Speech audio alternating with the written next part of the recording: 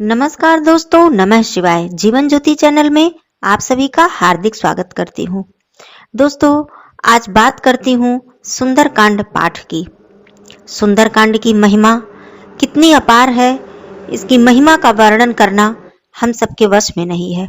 दोस्तों, दुर्लभ से दुर्लभ मनोकामना हो या कठिन से कठिन कार्य हो, ऐसा कोई संसार में ऐसी कोई मनोकामना नहीं है जो सुंदरकांड के भक्ति भाव से किए गए पाठ से पूर्ण न हो जाए। केवल आवश्यकता है हमें पूर्ण विश्वास के साथ और पूरे भक्ति भाव श्रद्धा के साथ यदि हम नियम और विधि को निभाते हुए इस पाठ को करते हैं तो निश्चित मानिए दोस्तों कि आपकी दुर्लभ से दुर्लभ मनोकामना पूर्ण हो जाती है। कठिन से कठिन कार्य भी बड़े आसानी से पूर्ण हो जाते हैं। यदि आप सभी तरफ से हार चुके हैं, आपको कहीं से कोई रास्ता नजर नहीं आ रहा है, तो एक बार आप संकल्प लेकर सुंदरकांड के पाठ को करके देखिए पूरी श्रद्धा से। आप देखेंगे कि आपका कोई ऐसा कार्य नहीं है जो पूर्ण न हो। तो दोस्तों, यदि आप चैनल पे नए हैं तो चैनल को जरूर सब्सक्राइब कर लीजिएगा। वीडियो आपको यदि पसंद आता है, उपयोगी लगता है तो लाइक और शेयर भी कीजिएगा। कमेंट बॉक्स में नमः शिवाय लिखना बिल्कुल मत भूलिएगा। दोस्तों, सुंदरकांड का पाठ हम कई तरह से कर सकते हैं। सुंदरकांड का पाठ आप चाहें तो नियमित रोज कर सकते हैं, पूजा के समय या संध्या के समय। वैसे संध्या काल में सुंदरकांड का पाठ करना ज्यादा लाभप्रद माना जाता है, परंतु आप सुबह के समय भी कर सकते हैं, ऐसी कोई बात नहीं है। दूसरी बात, आप प्रत्येक मंगलवार और शनिवार को भी सुंदरकांड का पाठ कर सकते हैं। तिथि में यदि बात की जाए तो अमावस्या, पूर्णिमा, इन सब तिथियों पर भी आप सुंदरकांड का पाठ कर सकते हैं। ये तो बात हो गई कि सुंदरकांड का पाठ हम किसी भी समय इस तरह से हम कर सकते हैं। अब बात आती है कि किसी मनोकामना को रखकर यदि आप उसे पूर्ण करने के लिए श्री हनुमान जी से प्रार्थना करना चाहते हैं, सुंदरकांड का पाठ करना चाहते हैं, तो उसके कुछ नियम और विधि हैं जो कि आइए जान लेते हैं। और उस नियम और विधि के अनुसार आप यदि पाठ करेंगे तो आपको निश्चित ही लाभ होगा। पहली बात तो दोस्तों, सुंदरकांड का पाठ करने के लिए आपको शनिवार या मंगलवार का दिन सबसे उत्तम माना जाता है। यदि आप संकल्प लेते हैं तो आप 40 दिन का, 11 दिन का, 21 दिन का, इस तरह से आप संकल्प लेकर पाठ कर सकते हैं। लेकिन इसका प्रारंभ जो है वो शनिवार या मंगलवार को ही करना होता है। फिर आप इसको लगातार, बीच में आपको छोड़ना नहीं है, लगातार इसका पाठ आपको करते जाना है। अब मैं आसानी से बता देती हूँ कि क्या क्या आपको नियम का ध्यान। पहली बात तो आपको सात्विक रहना है इन दिनों में। यदि आप संकल्प जितने दिनों का लिए हैं उतने दिनों में आपको सात्विक रहना है, ब्रह्मचर्य का पालन करना है, मांस मदिरा का सेवन बिल्कुल नहीं करना है, लहसुन प्याज भी यदि त्याग देते हैं तो ये बहुत ही उत्तम है। जिस समय पे आप पाठ शुरू कर रहे हैं, सुबह या शाम को करते हैं तो और अच्छी बात है। शुरू करते हैं तो उसी समय पे प्रतिदिन आपको करना। ऐसा नहीं है कि किसी दिन सुबह समय मिला तो सुबह कर लिया, किसी दिन शाम को समय मिला तो शाम को, ऐसा नहीं है। आपको प्रतिदिन उसी समय पे करना है। आपको क्या क्या करना है, आप नहा धोकर स्वच्छ वस्त्र धारण कर लीजिए। आसन, लाल आसन लगाकर आप बैठ जाइए। लाल आसन हो तो और अच्छी बात है। भगवान जी की प्रतिमा, श्री हनुमान स्वामी की प्रतिमा, आप अपने सामने कोई वस्त्र बिछाकर, लाल वस्त्र बिछाकर रख लीजिए। उनके कुछ भोग प्रसाद की व्यवस्था कर लीजिए जो सात्विक हो। सबसे प्रिय भोग है चना और गुड़, आप रख लीजिए। पुष्प मिले तो पुष्प रख लीजिए। एक दीपक आपको व्यवस्था करनी है जो कि पूरे सुंदरकांड का पाठ करते समय वो जलता रहे, बीच में बुझे ना। और एक आप कपूर या कोई गोल बाती जो होती है आरती करने के लिए वो रख लीजिए, या कपूर से आप आरती करती हैं तो और अच्छी बात है। भोग में तुलसी दल, तुलसी पत्र अवश्य रख लीजिए। बस आपको इतनी सामग्री की आवश्यकता है अपूर्ण श्रद्धा भक्ति के साथ। अब आपको करना कैसे है, आप बैठे आसन पे अपने आचमन करके स्वयं को पवित्र किए। उसके बाद अपने आसन को पवित्र कर लीजिए। गायत्री मंत्र बोल के पवित्र कर सकते हैं, कोई ऐसी बात नहीं है। और भगवान जी को सिंदूर अर्पित कीजिए, उनके चरणों में सिंदूर लगाइए, दीपक प्रज्वलित कर लीजिए। पाठ करने के लिए आप कलश में जल भी अवश्य रख लीजिए सामने। जल और दीपक यह बहुत ही आवश्यक होता है किसी पाठ को करने के लिए, किसी पूजा विशेष, जैसे व्रत, कोई व्रत उपवास की पूजा आप कर रहे हैं या कोई पाठ कर रहे हैं तो जल और दीपक ये दो चीज आवश्यक सामग्री होती है। भोग प्रसाद जो आपने रखा है उसे रख दीजिए। अब एक जरूरी बात मैं बताना चाहती हूँ, जब भी आप रामचरितमानस या सुंदरकांड का पाठ करते हैं, जहां भी श्री रामचंद्र जी की स्तुति की बात आती है, वहां पे आपको सबसे पहले हनुमान जी को एक आसन देना होता है। जो मूर्ति आपने रखी है वो तो ठीक है, सभी देवताओं को मानसिक रूप से आप आवाहन कर लीजिए कि सभी देवता आके राम जी की स्तुति में बैठे, और एक आसन कोई लाल कपड़ा ही हो, उसे आप श्री हनुमान स्वामी के लिए वहां पास में बगल में जहां आपने आसन रखा है सामने जहां पाठ कर रहे हैं वहां पे रख दीजिए, और मानसिक रूप से उन्हें कहिए कि हे प्रभु आके आप विराजिए। यहाँ पे अब राम जी की स्तुति होने जा रही है, रामायण का पाठ या सुंदरकांड का पाठ होने जा रहा है।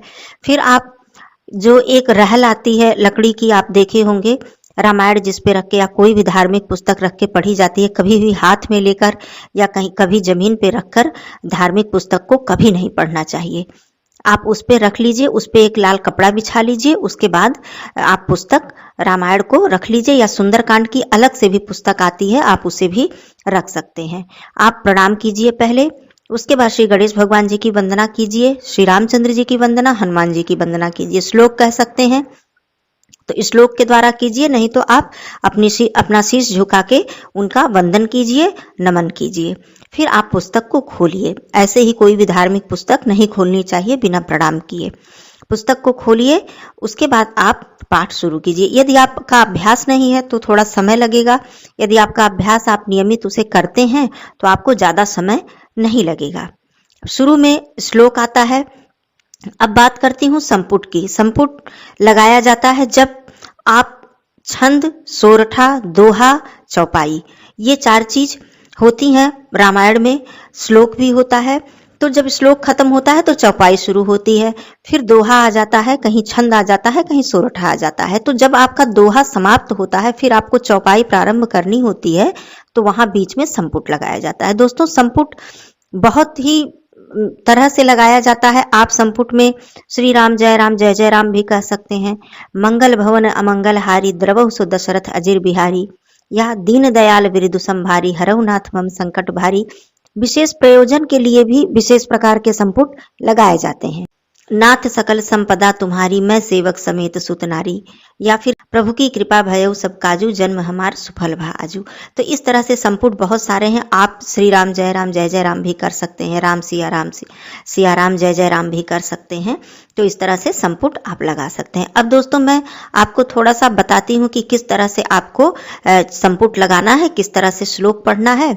और श्लोक में मैं आपको बताना चाहती हूँ कि संस्कृत में होता है तो प्रयास करें, उसका अभ्यास कर लें, गलती ना होने पाए, क्योंकि किसी भी मंत्र या रामायण का चौपाई हो या श्लोक हो या कोई भी धार्मिक जो भी आप धर्म के उस पे भगवान की वंदना करें, वो गलत ना हो तो ज्यादा उत्तम होता है, उसे गलत पाठ नहीं करना चाहिए।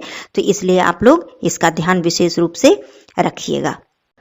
दोस्तों, अब जब आप पाठ शुरू कर रहे हैं तो सबसे पहले आप श्री हनुमान जी के लिए, जैसा कि मैंने बताया, कि आसन लगा दीजिए, मानसिक रूप से उन्हें आवाहन करके उन्हें वहां पर विराजने के लिए कहिए।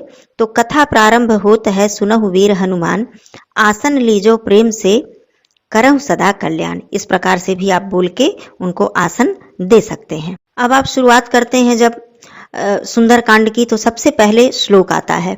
तो श्लोक को मैं बता देती हूँ कि किस तरह से पढ़ना है। आप धीरे धीरे अभ्यास कर लीजिएगा, यदि आपको आता है तो बहुत अच्छी बात है।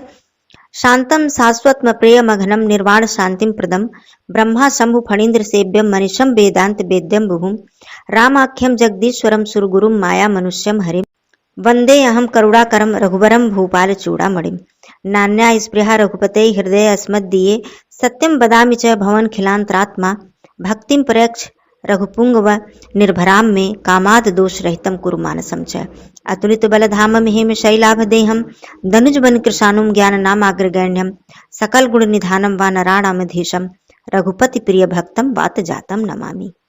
इस प्रकार से आप श्लोक वंदना करने के बाद आप चौपाई शुरू करेंगे। इसके बाद भी आप चाहे तो पहले संपुट बोल सकते हैं। जिस संपुट को आप शुरू करेंगे वही संपुट पूरे पाठ के दौरान आपको बोलना है। अब आप चौपाई शुरू करेंगे, तो चौपाई जब खत्म होती है, मैं फिर बताती हूँ कि चौपाई बहुत ही राग में भी गाई जाती है, गायन शैली में यदि पाठ किया जाता है तो इसका बहुत ही उत्तम फल मिलता है दोस्तों। किसी किसी की तो जो शैली है गायन वो बहुत ही उत्तम होती है, बहुत अच्छी होती है। मेरी गायन शैली बहुत अच्छी नहीं है, मैं साधारण ही पाठ करती हूँ।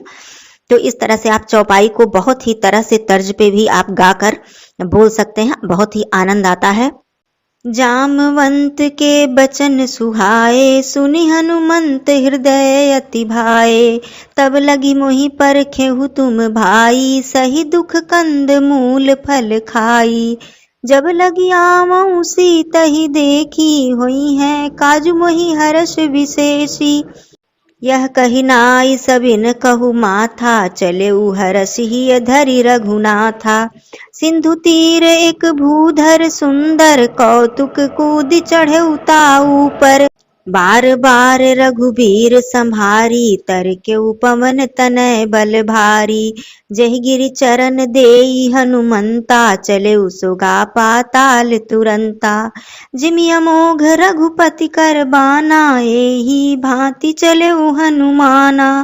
जल निधि रघुपति दूत बिचारी, तै मैं नाक होहि श्रमहारी। अब दोस्तों आता है दोहा। आप दोहा पढ़ेंगे। हनुमान तेहि परसा, कर पुनि कीन्ह प्रणाम। राम काज कीन्हे बिनु, मोहि कहाँ विश्राम। सियावर रामचंद्र की जय, पवन सुत हनुमान की जय। इस प्रकार से संपुट मैंने बताया है, और बाकी जितने भी संपुट मैंने बताया आप अपनी इच्छा के अनुसार कोई भी संपुट लगा सकते हैं। तो दोहा कहने के बाद इस तरह से आप संपुट लगा लेंगे। उसके बाद फिर आप चौपाई शुरू करेंगे, चौपाई पढ़ेंगे। अब आता है जहाँ पे छंद, मैं छंद की बात करती हूँ। वैसे तो पूरा सुंदरकांड का पाठ यदि मैं करूँ तो बहुत समय लग जाएगा, तो छंद को आप इस प्रकार पढ़ेंगे, और जब छंद समाप्त होता है फिर चौपाई आता है, तो बीच में आपको फिर संपुट लगाना होता है। तो ये है नियम संपुट लगाने का। अब आइए छंद को पढ़ते हैं। कनक कोट विचित्र मणिकृत, सुंदरतायना घना। चहुहट्ट हट्ट सुभट्ट बीथी, चारुपुर बहुविधि बना। गजबाजी खच्चर निकर पदचर, रथ बरूथिन को गनय। बहुरूप निश्चर जूथ, अति बल सेन बरनति नहीं बनय। बन बाग उपवन वाटिका, सरकूप बापी सोहहि। नर नाग सुर गंधर्व कन्या, रूप मुनि मन मोहहि। कहु माल देह विशाल शैल समान, अति बल गरजहि। नाना अखारन भीरहि, बहुविधि एक एकन तरजहि। करि जतन भट कोटिन बिकट तन, नगर चहुदिस रक्षहि। कहु महिष मान सुधेनु, खर अज खल निसाचर भक्षहि। यही लागी तुलसीदास इनकी, कथा कछु एक है कही। रघुबीर सर तीरथ शरीरनि, त्यागी गति पैहि सही। पुर रखवारे देखी बहु, कपि मन कीन्ह विचार। अति लघु रूप धरऊ निसी, नगर करऊ पैसार। सियावर रामचंद्र की जय, पवन सुत हनुमान की जय। फिर उसके बाद आप इस तरह से करके अब आप चौपाई शुरू कर सकते हैं। इस तरह से आप रामायण का पूरा पाठ करेंगे। करने के बाद अंतिम में आपको आरती करनी है। आरती श्री रामायण जी की, कीरति कलित ललित सियपी की। इस तरह से आरती आप लोग जानते होंगे रामायण की। आरती करने के बाद भगवान जी को भोग लगाना है। भोग लगाने के बाद आपको क्षमा याचना करनी है। क्षमा याचना करने के बाद आपने जिनको भी आवाहन किया है सभी देवता लोगों को आप बोलेंगे कि हे प्रभु, अपने अपने धाम को आप जा सकते हैं, और स्तुति अब समाप्त हुई। आप सभी हमें आशीर्वाद दीजिए। जो भी मुझसे गलती त्रुटि हो गई है उसे मुझे क्षमा कीजिए। आसन को, जो आपने हनुमान जी को आसन दिया, आसन को थोड़ा सा धीरे से हिला के, इस तरह से भी आप पहले हमारे समय में जब छोटी थी तो हमारे बाबा दादी रामायण रामचरितमानस का हमेशा पाठ करते थे, तो ताली बजा के वो बोलते थे कि इस तरह से ताली बजा के श्री हनुमान जी को विदा किया जाता है, क्योंकि कहा जाता है कहीं भी रामायण या रामचरितमानस का पाठ होता है, राम जी की स्तुति होती है, तो हनुमान जी अवश्य ही वहां पे विराजते हैं, तो इसलिए उनको आसन दिया जाता है। तो ताली बजा के उस तरह से मेरी दादी गाया करती थी, पधारो निज धाम के हे हनुमत बाके। देवता सब आश्रम गए, शंभु गए कैलाश, पधारो निज धाम के हे हनुमत बाके। इस तरह से ताली बजा के बहुत ही सुंदर गायन शैली में वो बोलती थी। उसके बाद रामायण को समाप्त करती थी। फिर रामायण जब आप बंद करते हैं तो फिर से आप प्रणाम करेंगे, लाल कपड़े में बांध के हमेशा रामायण को रखिए। उसके बाद आप क्षमा याचना करेंगे। अपराध सहस्त्राणि क्रियन्ते हरनिशम मया दासो मितिमाम मत्वा क्षमस्व परमेश्वर, आवाहनम न जानामि विसर्जनम, पूजाम चैव न जानामि क्षम्यताम परमेश्वर, मंत्रहीनम क्रियाहीनम भक्तिहीनम सुरेश्वर, यत् पूजितम मया देव परिपूर्णम तदस्तु में। दोस्तों, इस तरह से आप श्लोक कह सकते हैं, नहीं तो आप साधारण अपनी भाषा में ही क्षमा याचना कर सकते हैं। करने के बाद आप इसी तरह से प्रतिदिन उसी समय पर 40 दिन, 11 दिन, 21 दिन आप निरंतर पाठ करते हैं और देखेंगे फिर अपनी मनोकामना आप प्रतिदिन बोलते रहिए, उनसे कहिए अपने मन में, और अपनी भक्ति भाव से इस तरह से आप यदि पाठ करते हैं तो निश्चित ही, मैं बता रही हूँ कि निश्चित ही आपकी प्रत्येक मनोकामना, जिस मनोकामना के लिए भी आप यह पाठ कर रहे हैं, वो पूर्ण होनी ही होनी है। इसमें कोई दो राय नहीं है। दोस्तों, जानकारी आपको उपयोगी लगी हो तो जरूर एक लाइक कर दीजिएगा। कमेंट बॉक्स में नमः शिवाय जरूर लिखिएगा। फिर मिलती हूँ अगले वीडियो में। तब तक के लिए दोस्तों धन्यवाद। नमः शिवाय।